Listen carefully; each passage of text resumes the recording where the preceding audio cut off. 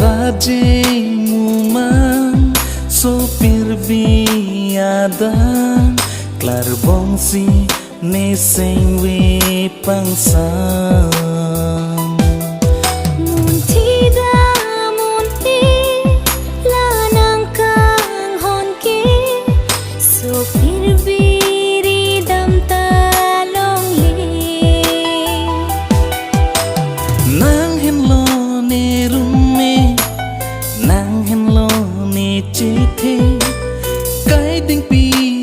John le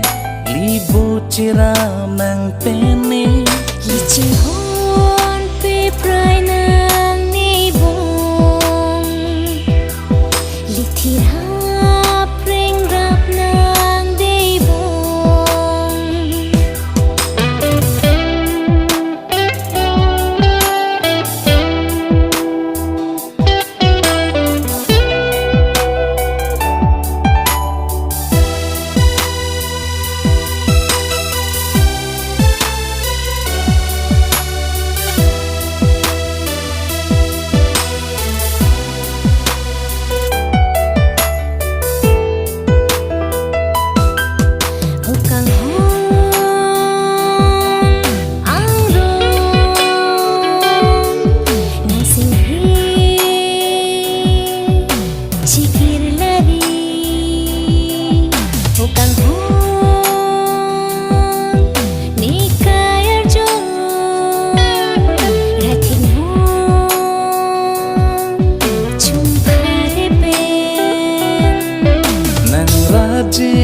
muman sopir biadan klar bongsi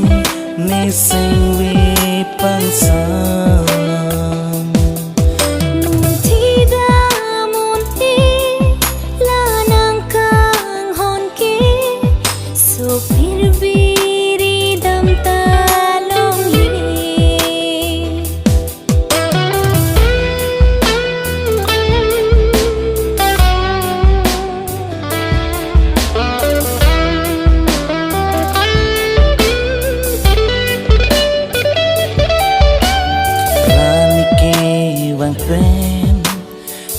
jadi nang pansi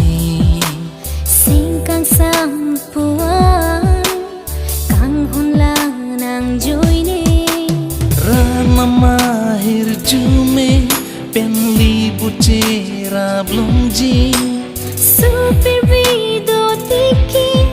licing honlo nang pening nang raje muman sopir biadan klar bongsi ne sengwe pangsam